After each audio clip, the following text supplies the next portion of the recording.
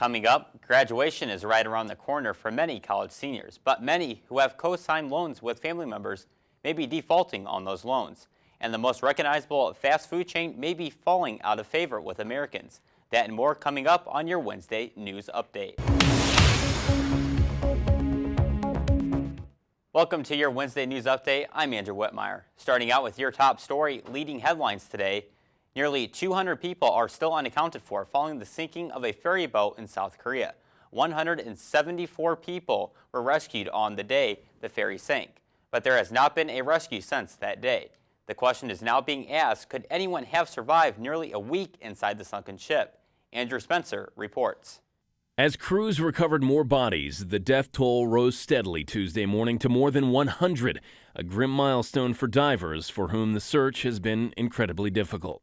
It's not only is it dark, but there's a lot of sediment and stuff getting moved around. So, it's almost like a sand cloud where you can't see, your hand right in front of your face. 물속 자체 지금 The conditions are so bad, my heart aches. We're going in thinking there may be survivors. When we have to come back with nothing, we can't even face the families. More than 6 days after the ferry started to list, capsize, then sink off the coast of South Korea, divers face the possibility that even with potential air pockets, there may not be anyone left alive.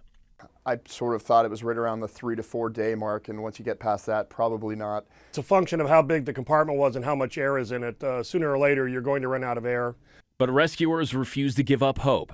I believe that there is a possibility that there's still people down there. I was a rescue swimmer in the Navy, and we fight to try and make sure that person's alive, even if we're told that it's the likely chances. And 7 crew members have been arrested in connection with the boat sinking. The ferry captain faces several charges. The company operating the ferry addressed the families in an apology posted on its website. It reads in part, "We prostrate ourselves before the victims' families and beg for forgiveness. We pray with all our hearts that there will be survivors. We beg for forgiveness from the victims' families and pray for the dead." I'm Andrew Spencer reporting.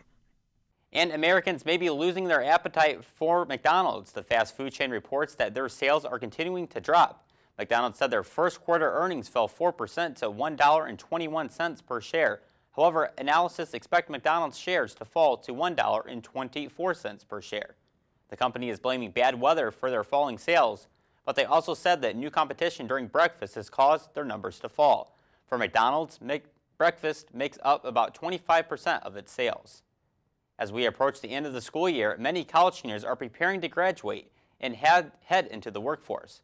While most will leave with some amount of debt from student loans, many will rely on their parents and grandparents to co-sign the loans. But if something happens to those family members, students could be forced into default. Zan Asher reports. It sounds like a nightmare. Your mum or your dad has co-signed your student loan and then something terrible happens to them, like bankruptcy.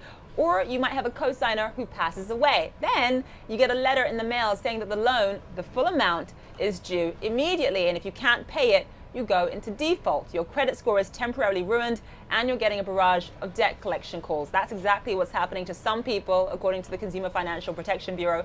The government's consumer watchdog discovered these so-called auto defaults after it began sifting through thousands of debt collection complaints. It's a big issue for students because most private student loans are co-signed. And when something happens to that person, the bank thinks the loan can't be paid back, regardless of whether or not the student can pay. Usually the contract's fine print says that an auto default is actually a possibility. But to avoid it, the student should ask the bank to take the co-signer off the loan if something happens to them. But you might have to jump through a few hoops, for example, a new credit check, or make several months of on-time payments. I'm Zane Asher in New York. In Colorado, a 31-mile stretch of U.S. Highway 24 was closed after an early morning rock slide. Officials say about 150 tons of rock gave way, leaving the roadway in bad shape. One vehicle was damaged in the slide, but no injuries were reported. Geologists were called to the area for a safety inspection, and crews have been busy removing the debris and fixing the road since the slide. And finally, Nike and Apple may be partnering up on the near future. Rumors have been circulating about the partnership between the two brands.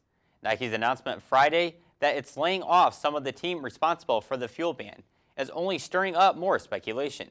The Fuel Band is a wristband that measures physical activity. While Apple has not yet made a tech watch yet, rumors of an iWatch have been swirling for years. With the recent layoff, speculation has turned to Nike phasing out fuel band hardware updates to support a possible Apple Nike wearable product. That's going to wrap up your Wednesday news update. I'm Andrew Whitmyer. To stay up to date on all your Valpo news, weather, and sports, log on to youtube.com/ValpoVUTV or like us on Facebook and follow us on Twitter @ValpoVUTV. Have a nice day, Valpo.